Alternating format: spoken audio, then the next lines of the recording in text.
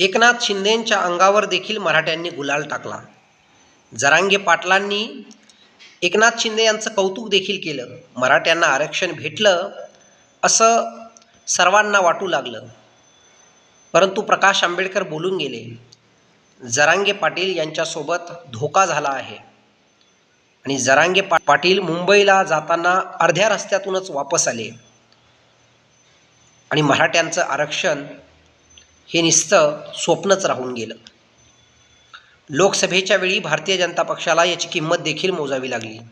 जालन्यामध्ये रावसाहेब पाटील दानवे यांचा पराभव झाला, तर बीडमध्ये पंकजाताई मुंडे यांचा पराभव झाला।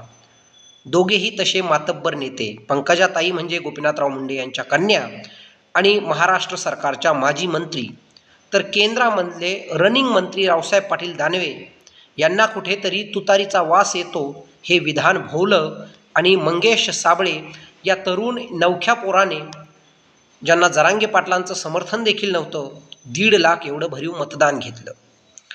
परंतु जे झालं ते झालं, बस झाली आता जिरवाजिरवी। आणि ओबीसींचे नेते लक्ष्मण हाके 10 लाख रुपये घेऊन जरांगे पाटलांनी आमदारांना समर्थन दिलं असं चुकीचं आणि खोटं विधान करतायत। नवनाथ वाघमारे ते देखील ओबीसीचे नेते म्हणून आता लक्ष्मण हाके यांच्यासोबत फिरतायत।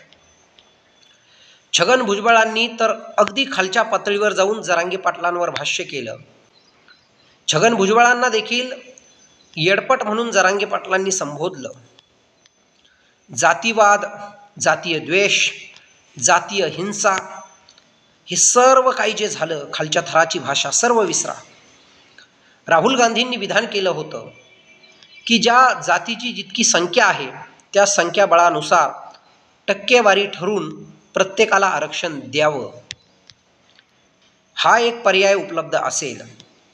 दुसरा पर्याय उपलब्ध असेल की आता राष्ट्रीय पातळीवर कुठेतरी सामाजिक जातीय आरक्षणावर विचार व्हावा, मंथन व्हावं आणि अंतिम काय ते ठरवून टाकावं, हा एक पर्याय असेल।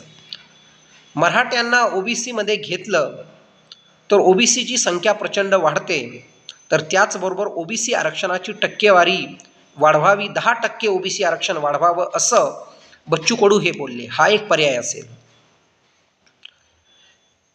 फडणवीसांवर टीका करून आरक्षण भेटणार आहे का असं बोलणाऱ्या राधाकृष्ण विखे पाटलांनाच उपसमितीचं अध्यक्षपद देऊन, त्याचा कारभार देऊन देवेंद्र फडणवीस काय संदेश देऊ पाहत आहेत?